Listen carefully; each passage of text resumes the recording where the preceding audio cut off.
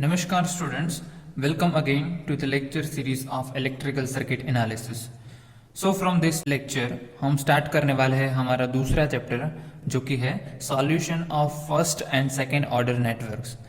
Now particular in this lecture we are going to talk about first order RC circuit. Okay, so in first order circuit we will discuss about two types of simple circuit. The first one is a circuit come with we can say a resistor and a capacitor, and a circuit which is having a resistor and an inductor. Okay, so basically these circuits are generally called the RC circuit and RL circuit. Okay, so analysis of RC circuit and RL circuit is generally done by applying Kirchhoff's law. Okay, so Kirchhoff's law का use करके हमने RC और RL circuit का analysis है वो easily हम कर सकते हैं.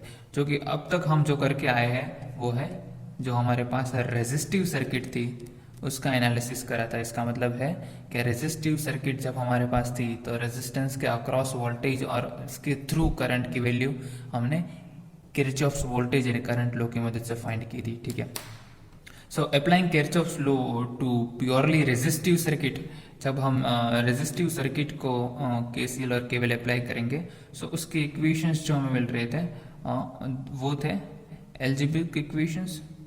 और अब हम जब आरएल और आरसी सर्किट की बात करते हैं सो उसका जब सॉल्यूशन फाइंड करेंगे so that will produce differential equations.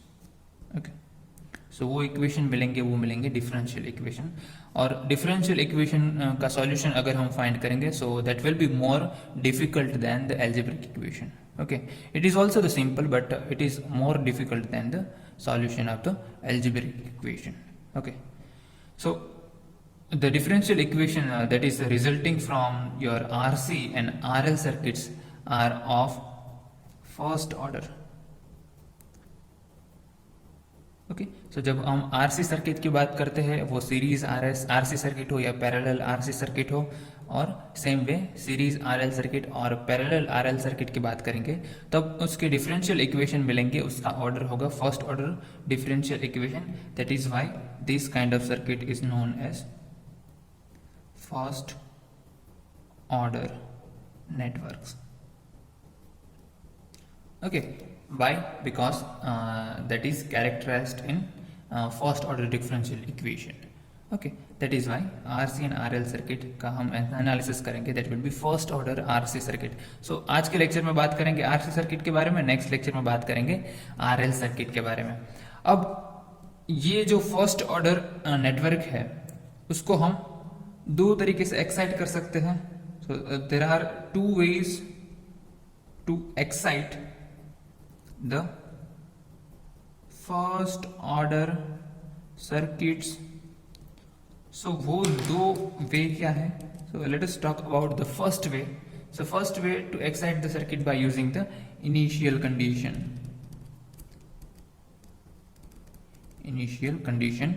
of whatever the storage equipment is there or element is there. if हम इंडक्टर की बात करें या फिर कैपेसिटर की बात करें that will be your storage element. A resistor will dissipate the energy while your capacitor and inductor is going to store the energy. so दो हम वे की बात करें तो फर्स्ट वे होगा हमारा जब हम अपनी जो सर्किट है उसको एक्साइट करते हैं with the use of our storage element. Okay, so it means these types of circuits are generally called, let me use this one, source free circuit. Okay, source free circuit इसका मतलब कि कोई भी हम independent source है उसे हम circuit को एक्साइट नहीं कर रहे. ठीक है, उसमें कोई वोल्टेज सोर्स नहीं है, उसमें कोई करंट सोर्स नहीं है. ठीक है, so this storage of element will help the resistor to dissipate the energy into the circuit. Okay, so this is the first way. Now in first way here it is assumed that the energy that is initially stored in our capacitive element or the inductive element. So this the thing we are assuming that initially there is a store in energy in either if it is RC circuit then in capacitor, if it is RL circuit then into the inductor. Okay, and due to the presence of energy in capacitor and inductor the current to flow in circuit and it is gradually dissipated in the resistors. Okay. So although the source free circuits are free of independent sources, they may have the dependent sources. Okay, so ये हो सकता है कि अपनी जो circuit है उसमें कोई इंडिपेंडेंट करंट या फिर इंडिपेंडेंट वोल्टेज सोर्स नहीं है, लेकिन कुछ सर्किट में ऐसा हो सकता है कि उसमें डिपेंडेंट सोर्स हो. ठीक है, डिपेंडेंट सोर्स प्रेजेंट हो सकता है. ठीक है, सो ये हो गया first way to excite our first order circuit. Second way क्या होगा? Second way to excite is by using independent sources. Okay, independent sources इसका मतलब या तो हम वोल्टेज सोर्स या तो फिर करंट सोर्स को अपनी जो सर्किट है उसमें कनेक्ट कर रहे हैं. ओके, सो ये हो गया हमारा सोर्स फ्री सर्किट. सो इसका जो रिस्पॉन्स मिलेगा उसको हम बोलते हैं नेचुरल रिस्पॉन्स. क्या बोलते हैं उसको? Natural response. और जब हम इंडिपेंडेंट सोर्स को कनेक्ट करते हैं तब हमें जो रिस्पॉन्स मिलता है उसको हम बोलते हैं फोर्स रिस्पॉन्स. ठीक है, सो आज के लेक्चर में हम बात करने वाले हैं कि जब हमारे पास आरसी सर्किट होगी, वो होगी सोर्स फ्री सर्किट, सो उसका नेचुरल रिस्पॉन्स हमें कैसे मिलता है, इसके बारे में आज के लेक्चर में बात करेंगे. Okay, so let's start this.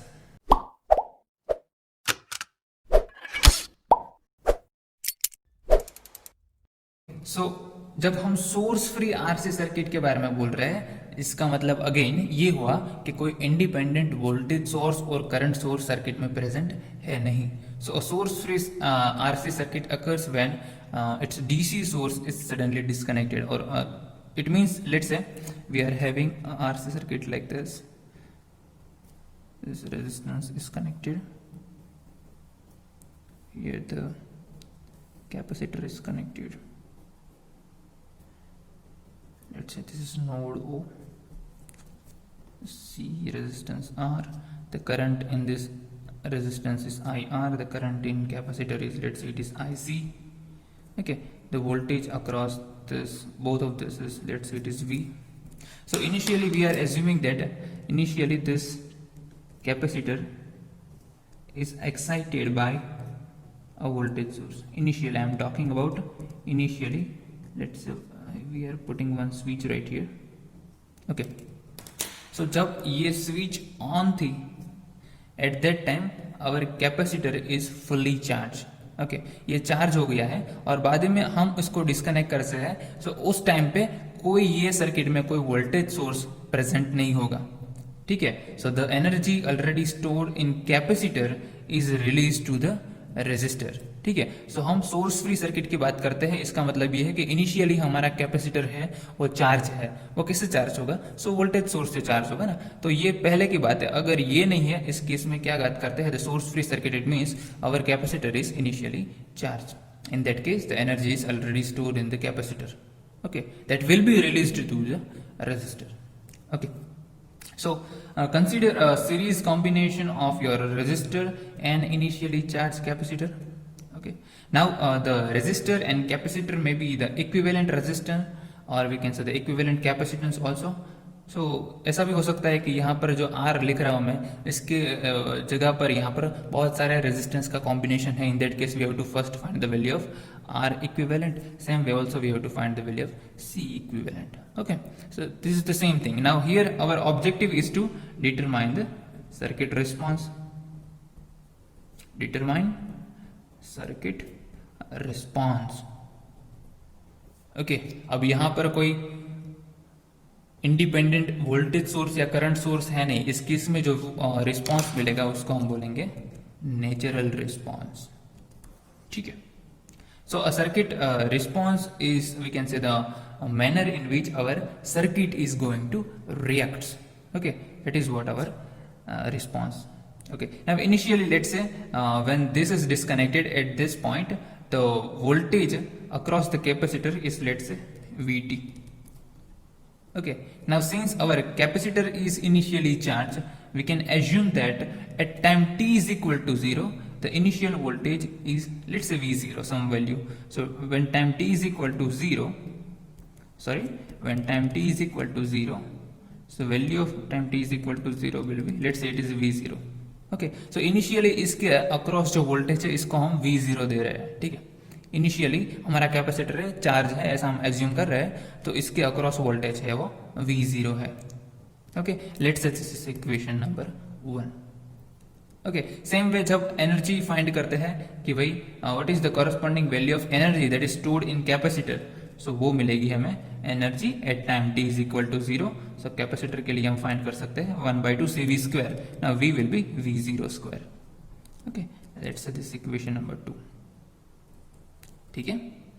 Now when we apply KCL at this point, okay, if you apply KCL at this point, now you know the direction of current, so if you apply KCL, we can write that IC plus IR is equal to 0. Okay, so if you apply KCL, you will write IC is plus IR is equal to 0. Let's say this is equation number 3. Now we know कि current capacitor through कितना होगा, इसकी value क्या मिलेगी हमें, so that will be C, that is the value of capacitance multiply by the change in voltage, C dV by dt। और resistance के through find करो तो वो मिलेगा V divided by R is equal to 0। Let's say this equation number 4। Okay, तो सबसे पहले हमने क्या किया, at time t is equal to 0 हमने वोल्टेज फाइंड कर लिया कि लेट्स से एज्यूम कर रहे हैं कि let's say it is V0। बाद में एनर्जी फाइंड कर ली कि इस कैपेसिटर में कितनी एनर्जी स्टोर होगी, वो होगी 1/2 CV0 स्क्वायर, ठीक है। अब हम जब करंट का इक्वेशन लिख रहे हैं इस पॉइंट पर, वो मुझे मिलेगा IC plus IR is equal to 0। So आप यहां पर देख सकते हैं ये वाला इक्वेशन है, this is a first order differential equation, ठीक है। यहां पर आप V का डेरिवेटिव टर्म देख रहे हैं तो उसका फर्स्ट ऑर्डर है। So since only the first derivative of V is involve to solve this equation, let me just first rearrange it। okay, so if I rearrange this equation, so इसको मैं ऐसे भी लिख सकता हूँ C dV by dt, और इसको right hand side पे ले जाऊँ तो इसको लिख सकता हूँ V by R minus V by R, और ये V वाली टर्म को यहाँ पर डिनोमिनेटर पर लाता हूँ, और ये दूसरी जो चीज़ है उसको राइट हैंड साइड पे लिखो तो मैं कुछ ऐसा इक्वेशन बना सकता हूँ। ओके, ये C will be denominator, dt will be numerator. Let's say this is equation number 5. Now if you look at this equation and integrating both the side, we will get, so if you integrate this term with respect to V, you will get dV by V is nothing but natural logarithmic of V is equal to minus 1 upon RC is constant. Okay, integration of dt will be t only, plus some constant, integration constant. Let's say this integration constant is natural logarithmic of a. Okay, so you can solve this equation if you take left hand side, and that will be natural logarithmic of v minus natural logarithmic of a, and right hand side is equal to minus t upon rc, ठीक है। So let's say this is our equation number 6. Now here you can do one thing, natural logarithmic of v divided by natural logarithmic of a is nothing but ln v by e minus t upon rc, ठीक है। और अगर दोनों side में log ले लो तो इस और v को अगर मैं फाइंड करूं तो v की वैल्यू मुझे मिलेगी, that is the function of time is equal to a e raised to minus t upon rc। okay, so this is our response, it is natural response। अब यहां पर एक है वो कांस्टेंट की वैल्यू है, वो हमें फाइंड करनी है। सो लेट्स से नाउ यहां पर आप ध्यान दीजिए, let's say for the initial condition when time t is equal to 0, v of 0 is we know it is v0, ठीक है। ये वैल्यू हमने फाइंड की थी कि when time t is equal to 0, v0 is equal to v0। So यहां पर v0 की t की वैल्यू 0 लेंगे तो हमें क्या मिलेगा, v0 is equal to a multiply by e raise to, यहां पर t is equal to 0 put करेंगे तो मिलेगा e रेस टू 0, और e raise to 0 will be 1। So we know that v0 is equal to a। So इस equation में आप t is equal to 0 put करेंगे, let's say this is equation number 7, यहां पर t is equal to 0 put करेंगे तो आपको मिलेगा v of 0 is equal to a। Okay, और यहां से हमें पता चलता है कि that v0 is nothing but a। Okay, so v0 is equal to a की वैल्यू आप इस इक्वेशन में रखोगे तो आपको मिलेगा that is v of t is equal to v0 e raised to minus t upon rc. Let's say this equation number 8. Okay, now this shows that the voltage response of our RC circuit is an exponential decay of the initial voltage. So यहाँ पर आपको पता चलेगा कि maximum voltage की value कितनी है हमारे पास V0, ठीक है, और यहाँ पर एक्सपोनेंशियली डीकेइंग फंक्शन है. It means the value of VT will be decay from the maximum value V0 whenever time is increasing. Okay, so since the response is due to the initial energy stored in our capacitor and the physical characteristics of our circuit, and it will be not due to the some external voltage and current sources, because we have not connected any kind of independent sources in the circuit. So that is why such kind of response is called the natural response of circuit. Okay, so this is the natural response. Now, what is the natural response of circuit? So ultimately it is refers to the behavior of the circuit, okay, itself with no external sources. So in this case there will be no external sources of excitation.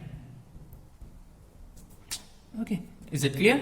Now let us try to draw this function, that is v of t is equal to v0 e raised to minus t upon rc.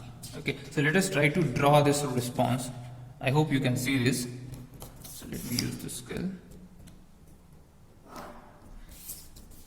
So on x-axis there will be a voltage V. On y-axis we gonna have time.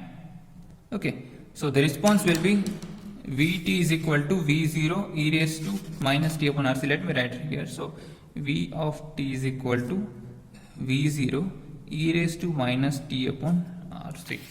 Okay, so the value of maximum value will be V0. So let's say this is the maximum value V0, and the nature of this our output V of t or the response वो कैसा है, exponentially decaying. That is why, so it will look something like this.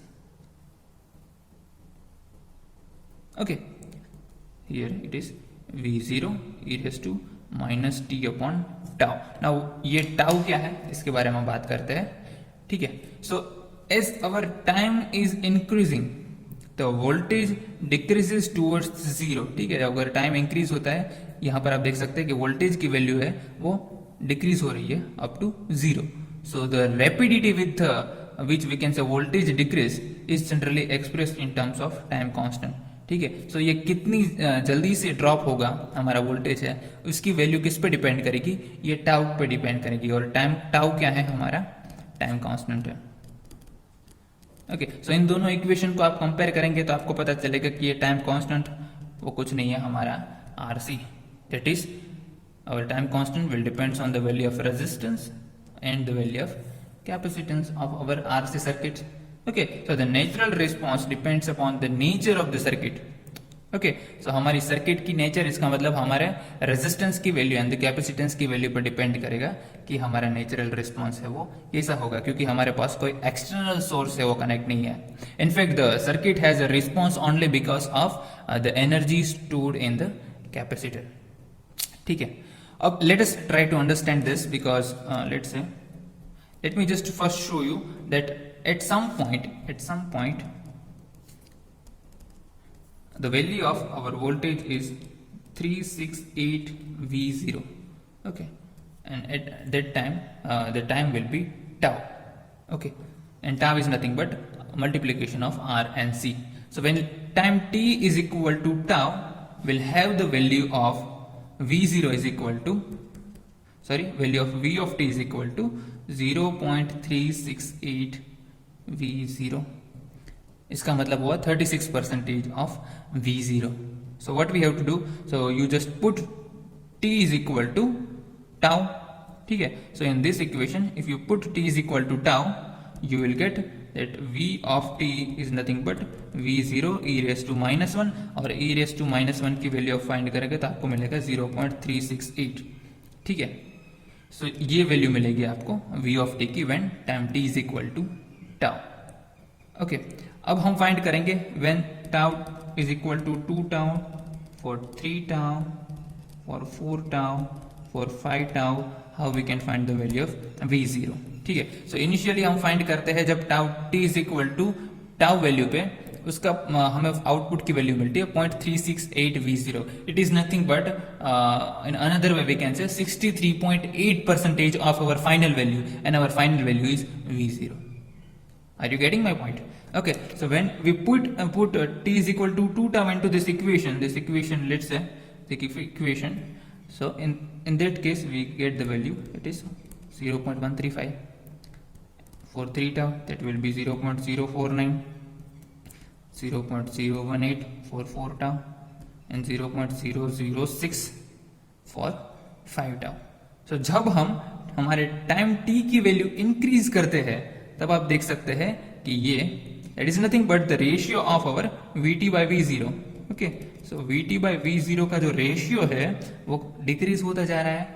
So for every time interval of tau, so this is the time interval of time in between everyone. Okay, तो जब हम every time interval of tau की बात करते हैं तो voltage is reduce by 36.8% of its previous value. तो यहाँ की अगर मैं बात करूं तो इससे 36% यहाँ पर लेस हो रहा है, इसका अगर 36% निकालूं तो इसमें से इतना लेस होगा। So for every time interval of tau the voltage is reduced by 36.8% of its final value. It means it will take, यहाँ पर आप देख सकते हैं, ठीक है, कितना चेंज है। So it is less than 1% of v0 after 5 time constant. So we can say it takes 5 time constant for circuit to reach final steady state। ठीक है, so it will take 5 time constant to reach steady state. अब आपको यहां पर दिखेगा कि value almost 0 है। Okay, so in that case we can say it will take 5 time constant for circuit to reach its final state or the steady state when no changes take place with the time. So after 5 time constant this value will be 0 up to infinite time. Okay, this value is not going to change at all। ठीक है, now time constant के बारे में और एक चीज मैं बताना चाहता हूँ। smaller the time constant, smaller our time constant tau, the more rapid response of the system or the network। it means the more rapidly the voltage decreases, that means the response of the system will be faster। okay, so let's say for this, let's say the time constant here is tau is equal to 1। so if I talk about tau is equal to 0.5 then the response will look something like this। okay, so this is the rapid response, then this, if I talk about tau is equal to 2 then the response will something look like this। okay, let's say this tau is equal to 2, here the tau is equal to 0.5। ठीक है, so a circuit with small time constant give fast response and reaches the steady state value quickly। ठीक है, यहां पर देखेंगे तो आपका जो स्टेडी स्टेट है वो बड़े टाइम कांस्टेंट से पहले आ जाएगा due to the quick dissipation of the energy storing element। okay, so where a circuit with a large time constant give a slow response because it takes longer time to reach the steady state value। तो यहाँ पर अगर time tau is equal to 2 की मैं बात करूँ so it will take more time to reach its final value।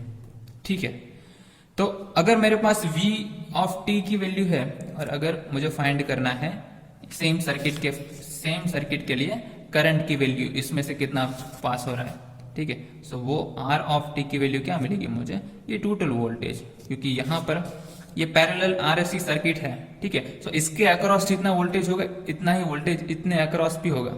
ठीक है, सो अगर मुझे करंट की वैल्यू फाइंड करनी है that will be this v of t divided by R, that will be v e raise to minus t upon RC divided by R। ये हो गया हमारा current through this resistance। okay, so I hope you understand the source free RC circuit। इसका एक example solve करते हैं, so ये idea है आपको थोड़ा सा ज्यादा क्लियर हो जाएगा। ठीक है, so let us take one example। here it is. So in the figure shown below, I hope you can see, let VC not is equal to 15 volt. तो यहाँ पर आप देख सकते हैं कोई भी इंडिपेंडेंट करंट या फिर इंडिपेंडेंट वोल्टेज सोर्स है यहाँ पर कनेक्ट नहीं है, तब हमें ये कैपेसिटर के अक्रॉस वोल्टेज दिया है वो है 15 volt. Okay, and we have to find the value of VC, that is voltage across this capacitor, Vx, that is the voltage across this 12 ohm resistance, and current Ix through this 12 ohm resistance. ठीक है, so ये same हुआ हमारा source free RC circuit. मैंने बोला था कि एक रेजिस्टेंस हो ऐसा जरूरी नहीं है, आपके पास कॉम्बिनेशन ऑफ रेजिस्टेंस हो. इस केस में आपको क्या करना पड़ेगा, सबसे पहले आर इक्विवेलेंट की वैल्यू फाइंड करनी पड़ेगी. यहाँ पर कैपेसिटर एक ही है इसलिए सी इक्विवेलेंट की वैल्यू फाइंड करनी नहीं है. ठीक है, तो सबसे पहले आर इक्विवेलेंट की वैल्यू फाइंड करनी हो मुझे, तो आप देख सकते हैं ये दोनों सीरीज में है.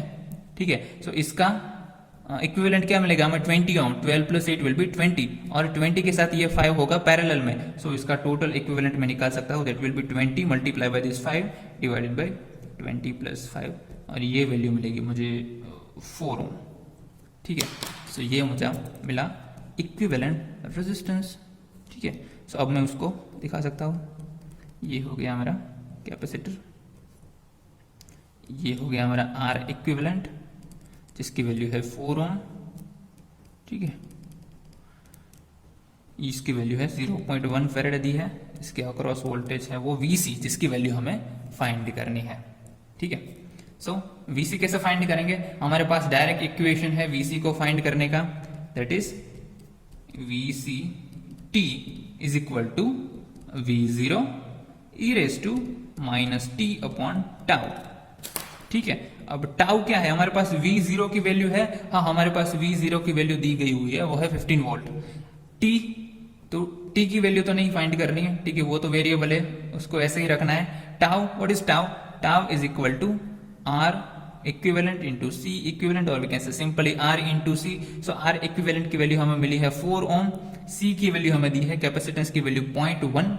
सो यहाँ पर 0.1 रखेंगे तो टाउ की वैल्यू हमें मिल रही है 0.4 सेकेंड्स.